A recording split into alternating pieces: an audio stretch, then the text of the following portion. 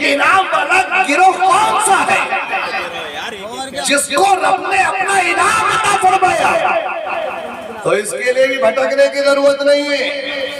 یہی قرآن بولتا ہے انعم اللہ علیہم من النبیین والصدیقین والشہداء والصالحین کہ اے ایمان والو تم جب رب سے ڈر گئے اور رب سے ڈرنے کے بعد جب تم نے بار بار اس سے دعا کی کہ مولا انعام والوں کے راستے پر چلا تو سن لو یہ ایمان والے وہ ہیں جس پر اللہ نے انعام کیا ہے. سب سے پہلی جماعت وہ نبیوں کی جماعت ہے جن پر رب نے انعام کیا ہے وہ نبیوں کی جماعت ہے. پھر کہا مولا دوسرا کون ہے؟ کہا من النبیین والصدیقین. پھر وہ ہے جو صحابہ اکرام علیہم الرضوان کی جماعت ہے. پھر فرمایا مولا تیسرا کون؟ کہا من الشہداء. تیسرا شہیدوں کی جماعت ہے. یعنی کہ تین جماعت کے بعد رب نے فرمایا من الصالحین. چوتھی جماعت ولیوں کی جماعت ہے کہ جس پر اللہ نے اپنا انعام. سبحان اللہ سبحان اللہ. پہلی جماعت نبیوں کی جماعت, دوسری جماعت صدیقین کی, تیسری جماعت شہیدوں کی اور چوتھی جماعت صالحین یعنی اولیاء اللہ کی جماعت. اب آپ کو میں یہاں پر روک کر ایک چیز پوچھنا چاہتا ہوں, کیا آج کے دور میں کوئی نبی حیات ہے؟ حیات ہے مگر ہماری نظروں کے سامنے نہیں, کیونکہ اللہ نے منع فرما دیا کہ زمین پر حرام ہے. ان اللہ حرم علی الارض ان تاکل اجساد الانبیاء فنبی اللہ حی یرزق, کہ اللہ نے حرام کر دیا زمین پر کہ وہ نبیوں کے جسم کو کھائے. فنبی اللہ حی یرزق, اللہ کے نبی زندہ ہے اور انہیں رب کی طرف سے رزق عطا کیا جاتا ہے. سبحان اللہ بے شک سبحان اللہ. رب کی طرف سے رزق عطا کیا جاتا ہے. اب جب نبی ہمارے سامنے ہے نہیں تو ہم دعا کیوں کر رہے ہیں؟ مولا ان کے راستے پر چلا جن پر انعام ہے اور انعام نبیوں پر ہے. اب کوئی صحابہ زندہ ہے نہیں ہے, ہماری نظروں سے چھپے ہوئے ہیں سب, لیکن پھر بھی کہہ رہے ہیں مولا اس کے راستے پر چلا جو صدیقین ہے. سبحان اللہ بے شک. کوئی صالحین ہے, چھپے ہوئے ہیں صالحین ہے آدمی, انہی کی وجہ سے ہم اور آپ سلامت ہیں. کوئی شہید زندہ ہے, زندہ تو ہے, یہ قرآن شہیدوں کو زندہ کہہ رہا ہے. وَلَا تَقُولُوا لِمَنْ يُقْتَلُ فِي سَبِيلِ اللَّهِ أَمْوَاتٌ, کہ یہ جو اللہ کی راہ میں شہید ہو جائے وہ مردہ نہ کہو بلکہ یہ زندہ ہے. لیکن زندہ ہے لیکن ہمارے ساتھ ہے. بولو ہمارے ساتھ ہے نہیں ہے, لیکن پھر بھی ہم دعا کر رہے ہیں مولا ان کے راستے پر چلا. ابھی چل رہا ہے, ابھی تو میں وہ جام پلا رہا ہوں ان لوگوں کو کہ جس جام کے آگے چائے والا جام چلتا ہی نہیں, نہ شربت کا چلتا ہے نہ کولڈ ڈرنک کا. وہ جام بس ان اولیاء اللہ کے ذریعے مدینے سے آتا ہے. اور ہم یوں کہتے ہیں کہ یا رسول اللہ کوئی جام ایسا پلا دیجئے, کوئی جام ایسا پلا دیجئے, یہ سینہ مدینہ بتا دیجئے, مدینہ بتا دیجئے. یہ نبی کی محبت کا جام ہے. ارے ایک بار نبی کی محبت کے جام کو پی کر دے, یہ ایسا جام ہے کہ صدیق تھے ابو بکر بنا دیے. یہ ایسا جام ہے نبی کی محبت کا کہ عمر تھے فاروق اعظم بنا دیے. یہ نبی کی محبت کا ایسا جام ہے کہ عثمان تھے सुन्नू रैन बना दिया। سبحان یہ نبی کی محبت کا دام ہے کہ علی تھے علی مولائے کائنات بنا دیا، شیر خدا بنا دیا، فاتح خیبر بنا دیا۔ ارے حسین تھے حسین، کیا بات ہے، واہ واہ، اللہ کون تھے؟ حسین، وہ حسین نبی کی محبت کا جام پی کر شہید اعظم بن گئے۔ ارے عبد القادر جیلانی تھے لیکن نبی کا جام پیا غوث اعظم بن گئے، بڑے پیر امام بن گئے۔ ارے میرے عزیز ساتھیوں، معین الدین تھے، بے شک، کیا تھے؟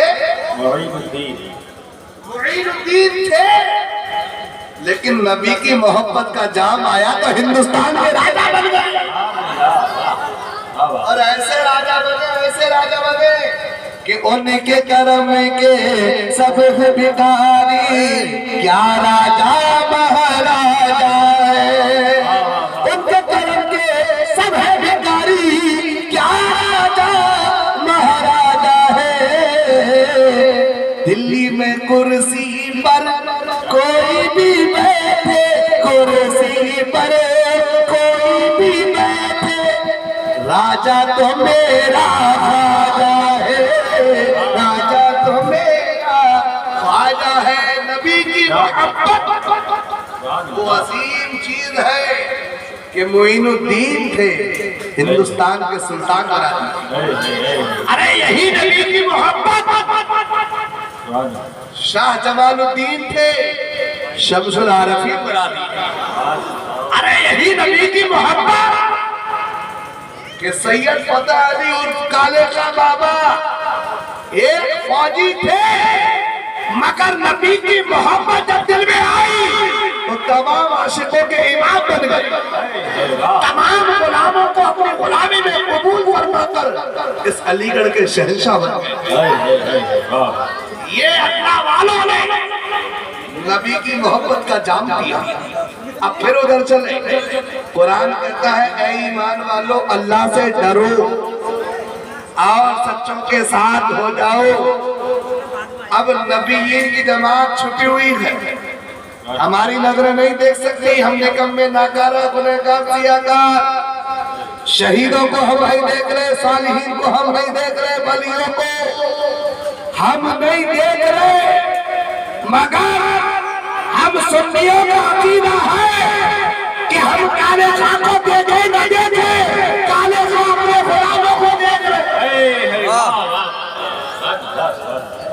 ہم دیکھیں نہ دیکھیں مگر کالے خاں اپنے غلاموں کو دیکھ رہے ہیں۔ ایک بزرگ ہے حضرت باقی باللہ، کیا نام ہے؟ حضرت باقی باللہ رضی اللہ تعالیٰ، شیخ ہے مصر ہندی فاروقی کے پیر و مرشد، آپ کے بڑے مریدین تھے۔ آپ کا زمانہ ہے، آپ کے زمانے میں ایک کفن چرانے والا تھا جو قبروں سے کفن چرایا کرتا تھا، کفن چرا کے اپنا پیٹ بھرتا تھا، اپنا کاروبار کرتا تھا۔ دیکھو اللہ والے جس میں نظر ڈال دے اسے کیا بنا دیتے ہیں۔ حضرت باقی باللہ ہے، کفن چور آپ کے زمانے میں ہے، کفن چراتا مارکیٹ میں بیچ دیتا، کفن چراتا مارکیٹ میں بیچ دیتا۔ اللہ اکبر، آپ کے مریدوں نے کہا سرکار آپ کا جب وصال ہوگا، آپ کے بڑے بڑے مالدار مرید ہیں، آپ کو بہترین کفن پہنائیں گے، اچھا لباس پہنائیں گے، اعلیٰ درجے کا کفن لے کر آئیں گے۔ حضور ہمیں یہ گوارا نہیں ہوگا کہ آپ کا کفن کوئی کفن چور چرائے۔ کیا آپ کے مریدوں سے آپ فرماتے ہیں پھر تم کیا چاہتے ہو؟ کہا سرکار ہم چاہتے ہیں وہ کفن چور کو آپ کی بارگاہ میں لائیں اور آپ کے کفن کے پیسے پہلے ہی اس کے حوالے کر دیں۔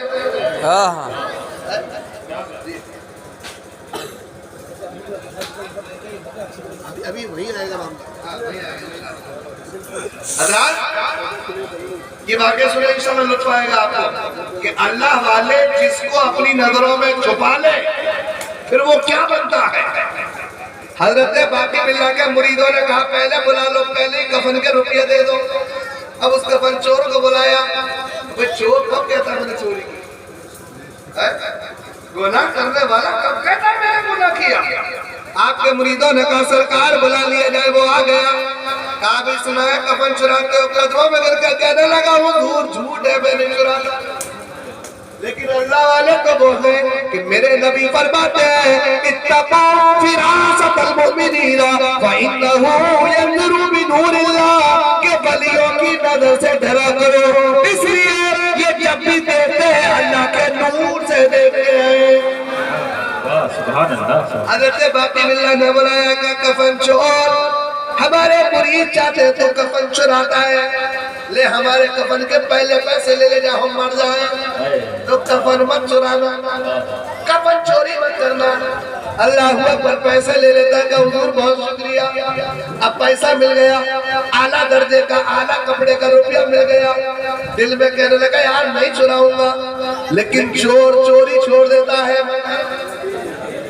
نہیں چھوڑتا ہے۔ اللہ اکبر، حضرت باقی باللہ کا انتقال ہو گیا، جب انتقال ہو گیا وہ کفن چور بھی نماز میں شامل ہو گیا، کہا یار کفن نہیں چراؤں گا کم سے کم قبر تو دیکھ، کفن نہیں چراؤں گا مگر قبر دیکھ لیتا ہوں۔ اللہ اکبر، نماز پڑھ لی، لوگ کہنے لگے دفنا کر، وہ سوچنے لگے یار کفن نہیں چراؤں گا لیکن نشان تو لگائی گئی، کفن نہیں چراؤں گا لیکن نشان تو نشان لگا دو۔ اب نشان لگایا، رات میں آیا، سوچا یار کفن تو نہیں چراؤں گا لیکن پٹھیا ہٹا کے تو دیکھ لیں، کفن نہیں چراؤں گا مگر پٹھیا ہٹا کے دیکھ لوں گے کیا حال ہے بڑے میاں کے۔ اللہ اکبر، اب کفن بھی اب قبر سے مٹی بھی ہٹا دی، پٹھیا بھی ہٹا دی ہے، سوچا کہ قبر پر کفن تو نہیں چرانا ہے مگر منہ تو دیکھ لیں۔ اب کرتے کرتے سارا کام ہو گیا، بولا یہاں تک آیا ہوں تو لے کر ہی چلوں۔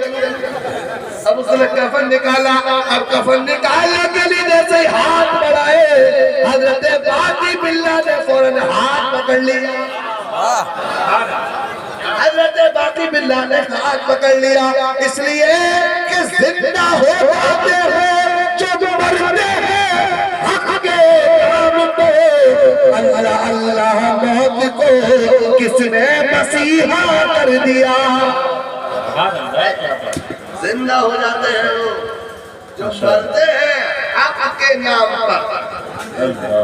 حضرت باقی باللہ نے ہاتھ پکڑا، بولا حضور غلطی ہو گئی، کہا بے نادان جنتی ہو کر، بولو سبحان اللہ، جنتی ہو کر جہنمی کیوں بن رہا ہے؟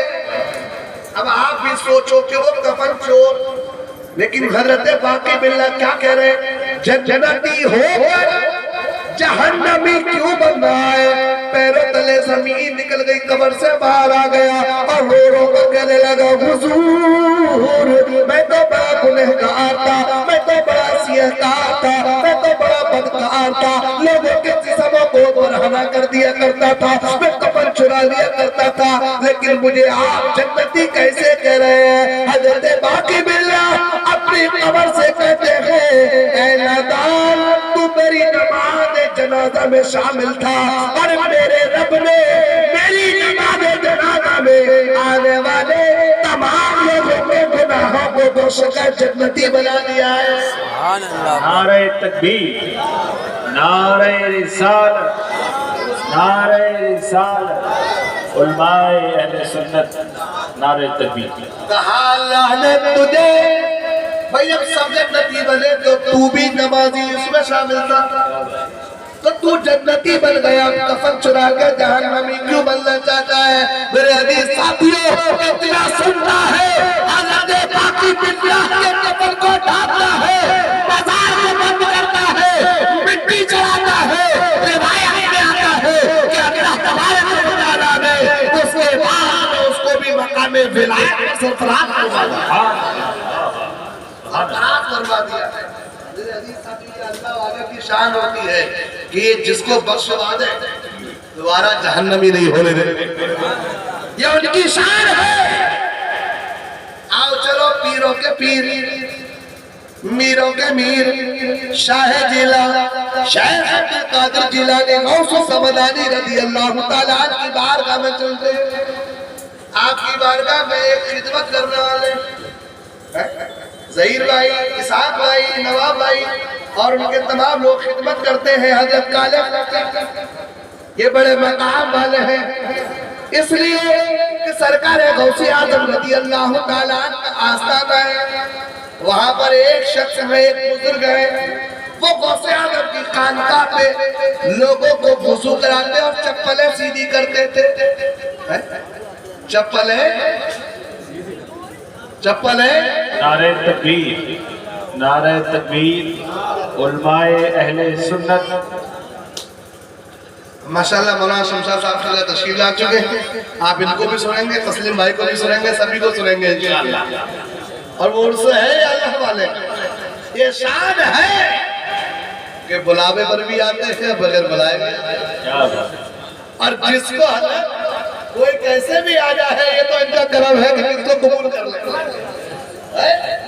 تو سرکار غوث اعظم رضی اللہ تعالیٰ عنہ کے بزرگ خدمت کر رہے ہیں، چپلیں سیدھی کر رہے ہیں۔ آج ہم بڑا حقارت سمجھتے کہ ہم کسی کی چپل سیدھی کیوں کریں بھائی، لیکن وہ خدمت ہے، خدمت اللہ اکبر، خدمت کر رہے ہیں، وضو کرا رہے ہیں، پانی پلا رہے ہیں۔ ایک دن سوچنے لگے 40 سال ہو گئے مجھے خدمت کرتے کرتے، کوئی مقام ہی نہیں ملا ہے اور غوث پاک سے ملاقات بھی نہیں ہو پاتی ہے۔ اتنے میں دو حسین و جمیل چہرے والے، دو خوبصورت اللہ والے غوث اعظم کی بارگاہ میں آئے۔ وہ جو غوث اعظم کے در پہ خدمت کرنے والے بزرگ تھے، انہیں دیکھ کر فدا ہوئے، کہنے لگے یار غوث اعظم سے تو ملاقات بھی نہیں ہوتی ہے، اب کب تک پانی پلاؤں گا، کب تک وضو کراؤں گا، چلو یہاں کی خدمت چھوڑ دیں، ان کے ساتھ رہیں گے، مزے ہی مزے آئیں گے۔ اب ساتھ کہنے ان کا ساتھ پکڑ لیا، کہا حضور آپ دونوں جہاں جا رہے ہیں میں بھی چاہتا ہوں کہ یہاں 40 سال پانی پلاتے پلاتے، وضو کراتے کراتے، چپلیں سیدھی کرتے کرتے ہو گئے، کچھ نہیں ملا، مجھے لے چلو تاکہ مجھے بھی کوئی مقام مل جائے۔ اللہ اکبر کبیرہ، وہ دونوں بزرگ کہتے ہیں بھئی تم ہمارے ساتھ نہیں رہ سکتے کیونکہ ہمارا معاملہ ہی الگ ہے، ہم کھانا نہیں کھاتے، زیادہ سوتے بھی نہیں، مختصر کھاتے ہیں، مختصر سوتے ہیں، مختصر بولتے ہیں، بھئی تم پریشان ہو جاؤ گے، تم ہمارے ساتھ نہ چلو۔ وہ ان کے دامن پکڑ لگتا ہے، نہیں یہاں سے کچھ نہیں ملا، تمہیں بھی ساتھ ہی چلنا ہے۔ اب وہ ساتھ چلتے ہیں، ساتھ چلتے چلتے جو غوث اعظم کے در پہ خدمت کرتے تھے وہ بولے ہمیں بھوک لگی ہے۔ کیا لگی ہے؟ بول دیجئے، آپ کو تو نہیں لگی ہے؟ تیار ہے معاملہ پیش بھی، کہا مجھے بھوک لگی ہے، کھانا کھلا دو۔ ابھی ہم نے تم سے کہا تھا نا کہ کھانا ہمارے ساتھ کم ملتا ہے، تم وہیں رہ جاتے، کہا نہیں مجھے بھوک لگی ہے۔ تو کہا بھائی ایک کام کرتے ہیں، ہم بارگاہ خدا بندی میں سجدہ ریز ہو کر دعا کرتے ہیں۔ تو دونوں لوگوں سے کہنے لگے بھئی تم دعا کرو پہلے تاکہ دعا کے صدقے اللہ کچھ کھانا بھیج دے۔ وہ کہتے ہیں بھئی میں تو بڑا گنہگار ہوں، مجھے تو پتہ ہی نہیں دعا کسے کہتے ہیں، ایسا کرو تم دونوں میں سے کوئی دعا کرو۔ اب ایک شخص دعا کرتے ہیں، وہ اللہ والے دعا کرتے ہیں، اب اللہ کی طرف سے 3 کھانے زمین پر تشریف لے آتے ہیں، 3 کھانے تشریف لے آئے، تینوں نے کھا لیا، چلتے رہے چلتے رہے چلتے رہے، پھر بھوک لگی دوسرے دن، اب بولے مجھے پھر بھوک لگی ہے کھانا، اب تمہیں نہیں تھا ہمارے ساتھ آنا، اب نہیں ملے گا تمہیں کھانا، کھانا تو دعائی سے ملے گا، اب تم دعا کرو۔ تو جو ان دونوں میں سے دوسرے نے دعا کیا، اللہ کی بارگاہ سے پھر دوسرے دن بھی 3 خان تشریف لے آئے، 3 خان آتے ہیں، الگ الگ تینوں کے لیے کھانا آ رہا ہے، 3 کٹورے کہہ لیجئے، کچھ روٹیاں آ گئی، کھا لیا پیٹ بھر گیا۔ تیسرا دن آیا، پھر بولے لگی ہے مجھے بھوک، کرو کچھ انتظام۔ تو کہا بھئی 2 دن تو ہم دونوں نے خدمت کرنے والوں اپنے مقدر پہ قربان جاؤ، کہا 2 دن تو ہم دونوں نے دعا مانگی، اللہ نے کھانا بھیج دیا، آج تم دعا کرو۔ اللہ اکبر. اب جو غوث اعظم کے در پر خدمت کرنے والے بزرگ تھے وہ کہنے لگے میں نہیں تم ہی کرو. وہ دونوں کہنے لگے اگر کھانا کھانا ہے تو دعا کرنی پڑے گی, دعا کیجئے. اللہ اکبر. وہ دعا کے لیے ہاتھ اٹھاتے ہیں, بولو سبحان اللہ. اب ہاتھ اٹھایا تو 2 دن پہلے نے دعا کی تو 3 کٹورے آئے. دوسرے دن دوسرے نے دعا کی تو 3 کٹورے کھانے کے آئے. اب جب یہ غوث اعظم کے در کے غلام جب دعا کرتے ہیں تو 3 نہیں بلکہ 6 کٹورے آیا. جب 6 کٹورے آ گئے تو وہ دونوں حیران اور یہ بھی حیران کہ بھئی یہ ہوا کہ انہوں نے منگایا تو تینوں کے لیے ایک, اب ہم نے منگایا تو تینوں کے لیے 2 6 کھانا.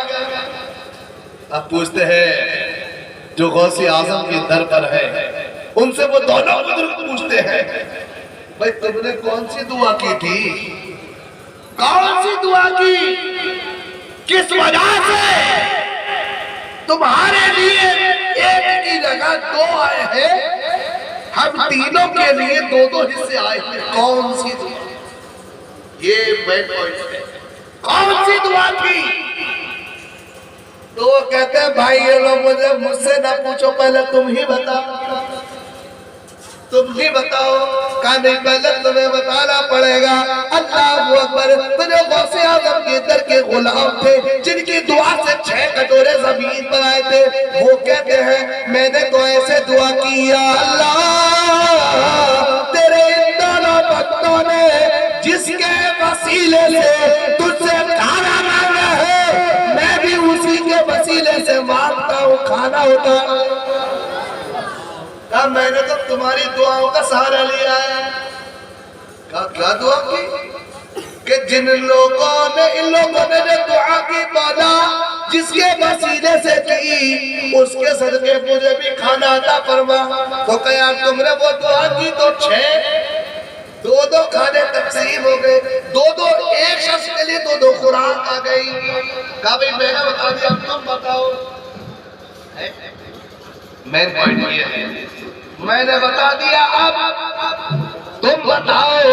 تو وہ دونوں کہتے ہیں ہم تو بار رب سے یہی فریاد کرتے تھے مولا جو غوث اعظم کے در پر لوگوں کو پانی پلاتے ہیں, وضو کراتے ہیں, چپلیں سیدھی کرتے ہیں, مولا ان کے صدقے ہمیں کھانا عطا فرما, ان کے صدقے کھانا عطا فرما. تو وہ کہتے ہیں یار تم میرے وسیلے سے دعا کر رہے تھے, تم میرے وسیلے سے. کہا ہم تمہارے وسیلے سے. کہا اب مجھے تمہارے ساتھ کی ضرورت نہیں ہے, اب مجھے صرف غوث اعظم کی در کی غلامی نہیں کرتے. یہی آپ کا عدم ہونا چاہیے کہ ہم کسی کے در کی غلامی نہیں کریں گے, ہم تو اپنے کالے خاکی زندگی بھر غلامی کرتے رہیں گے, خدمتیں کرتے رہیں گے.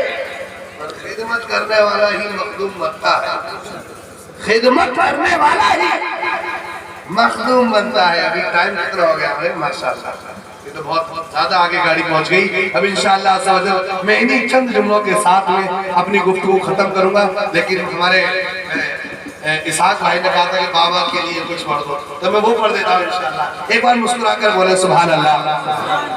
کہ رسول پاک نے بھیجا,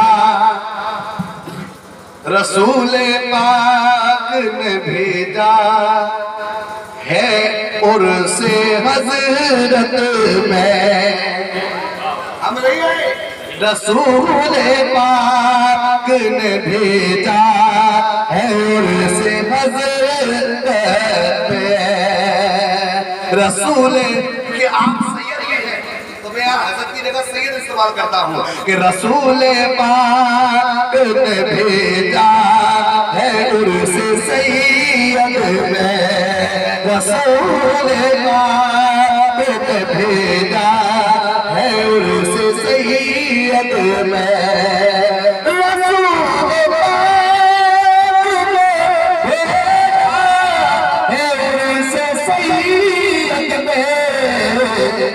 یہ عاشقوں کا جو میلہ ہے عرس سید میں، یہ عاشقوں کا جو میلہ ہے عرس سید میں، رسول پاک نے بھیجا ہے عرس سید میں۔ اور یہ بھی شیخ العظم فرمان مسکرا کر بولے سبحان اللہ کہ یزیدیت کے اندھیروں کا ڈر نہیں مجھ کو، یزیدیت کے اندھیروں کا ڈر نہیں مجھ کو، حسینیت کا اجالا، حسینیت کا اجالا ہے عرس سید میں، حسینیت کا اجالا ہے عرس سید میں، حسینیت کا اجالا ہے عرس سید میں، حسینیت کا اجالا ہے عرس سید میں۔ اور اسحاق بھائی یہ ساری عزت دولت اسی دیار کی ہے۔ ظہیر بھائی اور نواب بھائی یہ شعر سننے پہلے، یہ ساری عزت دولت اسی دیار کی ہے، یہ ساری عزت دولت اسی دیار کی ہے، اسی لیے تو سب آئے ہیں عرس سید میں، اسی لیے تو سب آئے ہیں عرس سید میں۔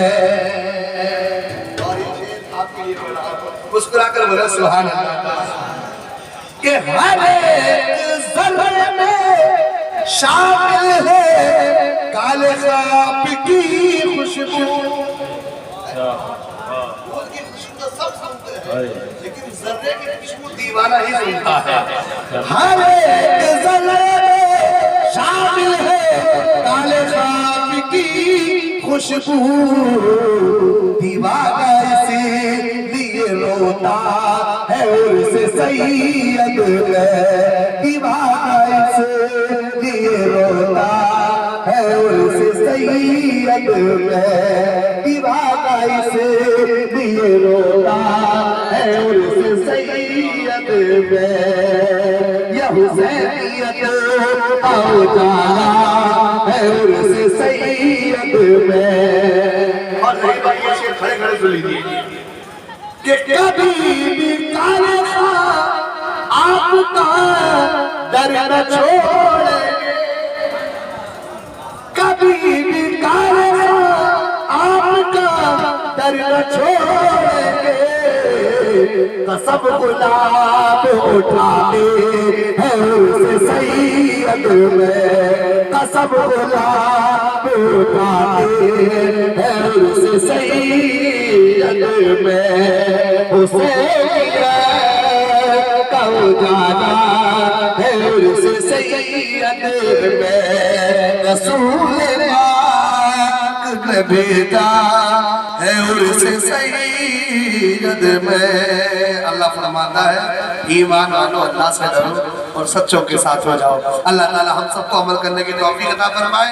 استغفر اللہ ربی من کل ذنب واتوب الیہ۔ کلمہ شریف پڑھیے لا الہ الا اللہ محمد رسول اللہ صلی اللہ علیہ وسلم۔ جس کی سمجھ میں آئی وہ پائے روشنی، میں نے دیا جلا کے سرے راہ رکھ دیا، رہے چمن تو پھول پھر کھلیں گے، اور ہمارا سلامت رہے تو انشاءاللہ پھر ملیں گے۔ تب تک کے لیے السلام علیکم ورحمۃ اللہ۔